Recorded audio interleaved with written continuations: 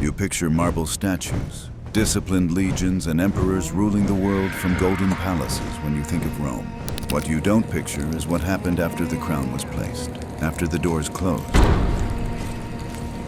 Because one of Rome's most brutal wars wasn't fought with armies. It was fought between a mother and her son. There are mothers who kill for their sons, and then there's the mother who made her son emperor, controlled every breath he took, and even crawled into his bed to keep that control, according to some Romans. Nero tried to murder his own mother 3 times. She survived poison. She survived a collapsing ship designed to drown her in the Mediterranean. But survival was never the victory she thought it was, because what was waiting for her was far more disturbing than history admits.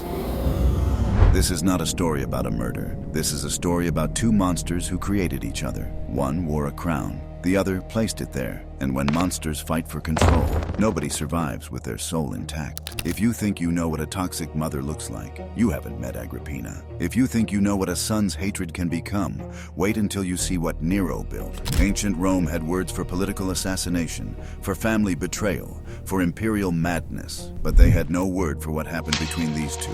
We don't either. We just have the bodies they left behind and the nightmares they planted in history. Before we descend into the palace where this nightmare unfolded, drop a comment with your city and country, because once you see how deep a mother's ambition can go and how far a son's rage can reach, you will never look at family the same way again.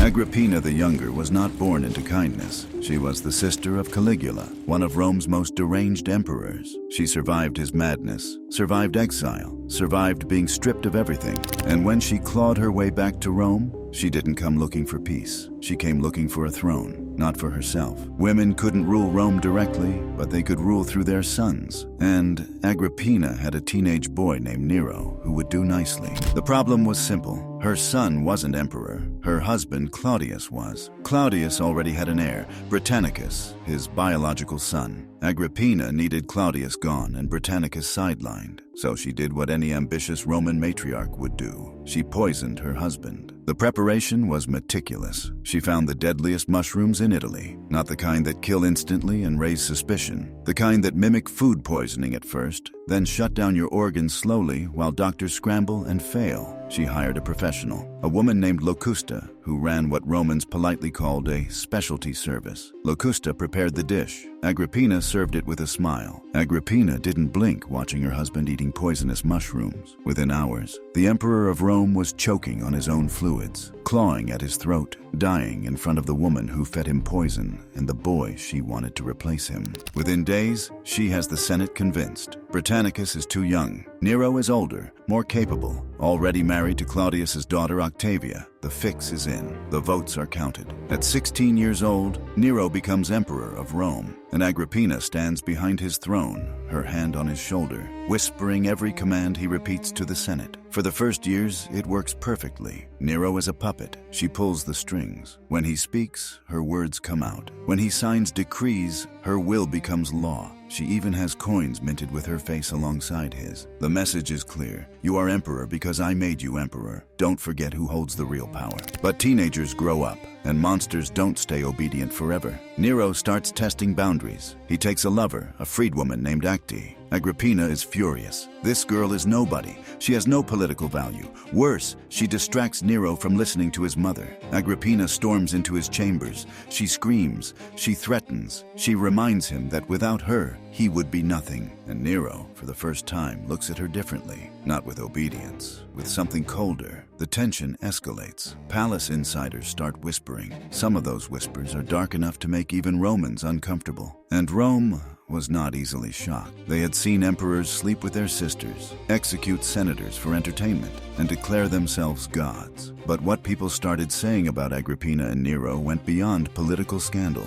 It entered territory that Romans documented in horror and confusion. Tacitus, the historian whose father-in-law served under Nero, wrote about it. Suetonius, who had access to imperial records, wrote about it. Their accounts differ in details but agree on one thing. Agrippina allegedly used her own body to maintain control over her son, and Nero, whether willing or coerced, may have participated in something that shattered whatever remained of their already broken relationship. Suetonius records that Nero traveled with his mother in a litter, a covered portable couch carried by servants. When they emerged, witnesses claimed to see stains on their clothing that suggested intimate activity. Tacitus writes about a specific incident where Agrippina, drunk and desperate to reassert dominance, approached Nero with kisses that went beyond maternal affection. Nero's advisors, particularly the philosopher Seneca, panicked. They sent Acti to distract him, to physically place another woman between Nero and his mother before something irreversible happened. Whether these events occurred exactly as described or were exaggerated by enemies, the fact that multiple historians documented them tells you something crucial. This was a relationship so twisted, so saturated with manipulation and control, that Romans believed even incest was possible. Think about what that means. These were people who had witnessed Caligula's reign. They had seen every form of depravity power could produce. And yet they looked at Agrippina and Nero and thought, yes, even that is believable with these two. Imagine hating someone so deeply you want them erased from existence. Now imagine that person is your mother. Now imagine she might have violated the most fundamental boundaries trying to keep you under her control. Now imagine you are the emperor of the most powerful empire on earth, and you can't escape her shadow. Nero's hatred wasn't just political. It was personal. It was psychological. It was a wound that infected everything he touched. He couldn't run from her. She was in his palace, his throne room, his councils, his bed, his nightmares. Everywhere he turned, Agrippina was there, reminding him that he existed because she allowed it. So he decided to put her somewhere she couldn't return from, a grave. But how do you kill a woman who has been preparing for assassination her entire life? How do you poison someone who spent years building immunity to poison? Because that's exactly what Agrippina had done. She knew what she was. She knew how power worked in Rome. She knew that the moment she stopped being useful, someone would try to remove her. So she prepared. Every morning for years, she consumed small amounts of poison, tiny doses that wouldn't kill but would train her body to resist. It's called Mithridatism, named after a king who did the same thing. Agrippina turned her own body into a fortress against the most common method of Roman political murder. Nero didn't know this yet. He thought poison would work, so he went to the best. Locusta had already proven herself with Claudius. She ran what we might today call a contract killing service, specializing in deaths that looked natural. When Nero summoned her, she arrived with her collection of toxins, each carefully labeled for different effects: quick death, slow death, painful death, death that mimics disease. Nero's request was specific. I need something that kills a paranoid woman who has spent years expecting assassination. Locusta paused. That was an unusual level of detail. That's very specific, she said. The room went cold when Nero said he was talking about his mother. Even Locusta, a professional murderer, hesitated. Killing an emperor's mother was not just a crime. It was a fracture in the natural order. But Nero was emperor, and emperors don't take no for answers. She prepared a special mixture, something concentrated enough to overwhelm any normal resistance. Nero had it placed in Agrippina's food during a private dinner. He watched her eat. He watched her chew. He waited for the signs. Trembling, sweating, collapse. Nothing happened. Agrippina ate her entire meal. She looked up, met her son's eyes across the table, and smiled. Not a warm smile, not a loving smile. The smile of someone who knows exactly what just failed. She knew, and he knew she knew. Nero's rage was absolute. The poison that should kill anyone just made his mother smile at him like he was still a child playing games. He summoned Locusta again, screaming, What did you give me? She's still alive. Locusta had no answer. She had given him her strongest formula. The fact that it failed meant Agrippina was exactly what Nero feared, unkillable by normal means. But Nero was done with subtle. He was done with poison. If chemicals wouldn't work, he needed engineering. He called in builders, ship designers, the kind of craftsmen who understood mechanics and weight distribution. His instructions were precise. Build a ship with a collapsible roof, make it look luxurious, fit for an emperor's mother, but design it so that at a specific signal, the entire top structure would crash down, crushing anyone underneath, and make the bottom detachable so the whole vessel would sink quickly, drowning any survivors. A murder dressed as an accident. Brilliant, cowardly, perfect. He sent Agrippina an invitation. Mother, join me at Baiae for the festival. I'll send my personal ship to bring you. Agrippina was suspicious. Of course she was, but refusing would confirm the rift publicly, and despite everything, some part of her still believed she could control him. So she came. The night before the voyage, Nero put on a performance. He hugged his mother. He kissed her forehead. He held her close, his face pressed against her hair. Tacitus noted this moment with unusual attention. Perhaps guilt touched Nero for just a second. Perhaps he remembered a time when she was just his mother, not his jailer. Perhaps he felt the weight of what he was about to do. Then he sent her to die. The ship sails out into the dark Mediterranean. Agrippina reclines in the luxurious cabin, surrounded by servants. The sea is calm. The night is quiet. And then, at a predetermined signal, the mechanism activates. The roof collapses with a thunderous crash. Beams and planks rain down. Servants scream. Agrippina's attendant, a woman named Asaronia, is crushed instantly, her body flattened by the weight of the collapsing structure. Blood spreads across the deck. Chaos erupts. But Agrippina survives the impact. She's thrown to the side, injured but conscious. And then the bottom of the ship begins to open. Water rushes in. The vessel starts sinking. Agrippina is 50 years old. She has spent her life in palaces, not training for survival. But she understands immediately what is happening. This is no accident. This is murder, her son's murder. And she refuses to die. She dives into the black water and swims. In the darkness, in the cold Mediterranean, she strokes toward the distant shore. Other survivors flounder and drown around her. She keeps swimming. Her muscles burn. Her lungs scream. She swims. She reaches the beach, dragging herself onto the sand, coughing seawater, bleeding, alive, survivor, again. She sends a message to Nero immediately. I survived your accident, my son. Don't worry, I'm safe. When Nero reads those words, the blood drains from his face. His advisors watch him freeze. She knows. She survived poison. She survived a collapsing, sinking ship. And now she knows he wants her dead. Worse, she's still alive to do something about it. His advisor Seneca speaks quietly. She will come for you now. There's no more pretending. It's her or you. Nero's hands shake. What do I do now? What you should have done from the beginning. No more clever plans.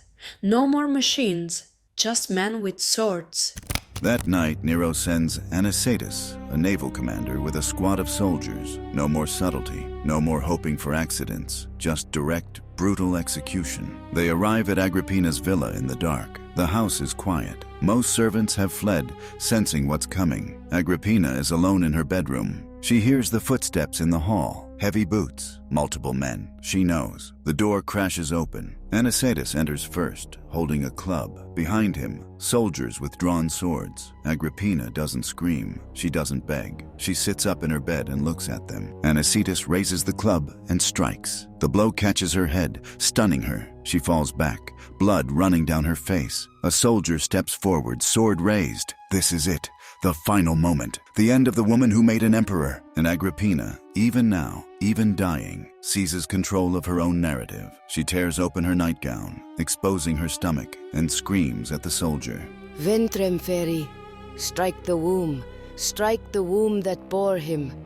Her last words are not a plea for mercy. They are a command. They are an accusation. They are a curse. Even in death, she directs the scene. Even bleeding and broken, she chooses how she will be remembered. The blade plunges into her stomach. Once, twice, again. She doesn't scream. She doesn't cry out for her son. She just stares at the soldier until the light leaves her eyes. The woman who murdered her husband, manipulated the Senate, and controlled an emperor is gone. The soldiers leave her body in the blood-soaked bed and report back to Nero. That night, according to Suetonius, Nero goes to see the corpse. He stands over his mother's body and examines it. He makes comments about her physique, clinical observations about the woman who gave birth to him. Then he calls for wine. He drinks. He eats. And when he finally goes to bed, he sleeps soundly. But sleep doesn't last. The first night passes in peace. The second night, the dreams begin. Agrippina appears, not as she was in life, but transformed, surrounded by the Furies, the ancient goddesses of vengeance. They carry torches that burn with black fire. They chase him through endless corridors. When they catch him, they wrap their hands around his throat and squeeze until he wakes up choking. Every night, the same dream. Every night, his mother's ghost. He summons priests, magicians, exorcists. He orders rituals, sacrifices, purifications. Nothing works. The nightmares continue. Agrippina haunts him until his mind begins to fracture. But Rome doesn't care about Nero's nightmares. Rome cares about power and the story power tells. Nero addresses the Senate with a prepared speech. His mother was a traitor. She plotted against him. She tried to seduce him, corrupt him, control him. He was forced to act in self-defense. Every word is a lie. Every senator knows it, and every single one of them applauds. They vote to build temples in Nero's honor, thanking the gods for saving their emperor from his treacherous mother. The same men who once bowed to Agrippina now praise her killer. This is how empires operate. This is how power sanitizes murder into policy. And Nero learned something important from his mother's death. If you can kill the woman who made you, you can kill anyone. Guilt becomes easier to ignore. Conscience becomes negotiable. His half-brother Britannicus dies next, poisoned at a dinner party. Nero watches him convulse and turn rigid at the table, foam pouring from his mouth, while guests pretend not to notice. His wife Octavia is executed shortly after. Nero has her head severed and sent as a gift to his new lover, Poppaea. When Poppaea becomes pregnant and complains about Nero coming home late, he kicks her in the stomach so hard she dies from internal bleeding. One murder made the next easier. One broken boundary made every other boundary meaningless. Agrippina had taught him that killing was just another tool of power. Nero took that lesson and applied it to everyone. But the nightmares never stopped. The guilt he claimed not to feel manifested in increasingly erratic behavior. He began performing on stage, singing and acting while Rome burned during the Great Fire. Some historians claim he set the fire himself just to clear space for a new palace. Others say he simply didn't care enough to stop it. Either way, he played music while his city became ash. His mind deteriorated. He declared himself a god. He married a boy who resembled his dead wife and made senators treat the child as empress. He executed anyone who looked at him wrong, spoke to him wrong, or failed to applaud his performances with sufficient enthusiasm. The young man who killed his mother to escape her control became more tyrannical than she ever was. And through it all, Agrippina's ghost followed him. In his waking hours, he saw her face in crowds. In his sleep, she strangled him with her own hands. He tried to burn her out of his mind with wine, with excess, with violence. But you cannot burn a ghost. You cannot kill someone who is already dead. This is what happens when ambition devours love. This is what happens when a mother sees her son as a tool and a son sees his mother as a chain. Agrippina made a monster. That monster killed her. Then that monster killed everyone else within reach. The poison failed because she had prepared for poison her entire life. The ship failed because she refused to drown. But the family, the relationship between mother and son, was poisoned from the very beginning. No amount of preparation could save that. No amount of engineering could fix what was broken before Nero ever took his first breath. Agrippina wanted to rule Rome through her son. She got her wish. Nero ruled with the ruthlessness she taught him, the cruelty she modeled, the complete absence of moral limits she demonstrated when she poisoned her own husband. She created the perfect emperor for her purposes. She just didn't realize he would use those skills on her first. If you stayed with this story to the end, you have seen something most history classes skip over. The textbooks talk about Nero fiddling while Rome burned. They mention his persecution of Christians. They call him mad, unstable, tyrannical. What they don't tell you is how he got that way. What they don't explain is that madness has a mother, and sometimes that mother's ambition is more dangerous than any disease. If you think modern families are complicated, ancient Rome says, "Hold my wine and watch this." Could Nero have become anything else? Or was he doomed the moment Agrippina placed a crown on his head and whispered that he owed her everything? Drop a comment with your answer. And if this kind of hidden history is what you are looking for, hit subscribe so you don't miss the next story they don't teach you in school. Share this with someone who thinks they have mother issues, because perspective matters. In the end, Nero got exactly what he wanted. He was finally free. Free from Agrippina's control, free from her whispers, free from her shadow, free to go insane, free to kill everyone who ever mattered to him, free to burn Rome and himself in the process. That freedom destroyed him more thoroughly than his mother's control ever could. Agrippina's last gift to her son was teaching him that murder solves problems. Nero's last gift to himself was proving her right. And Rome, watching from the Senate floor and the palace halls, learned that monsters don't need to be born. They just need the right teacher.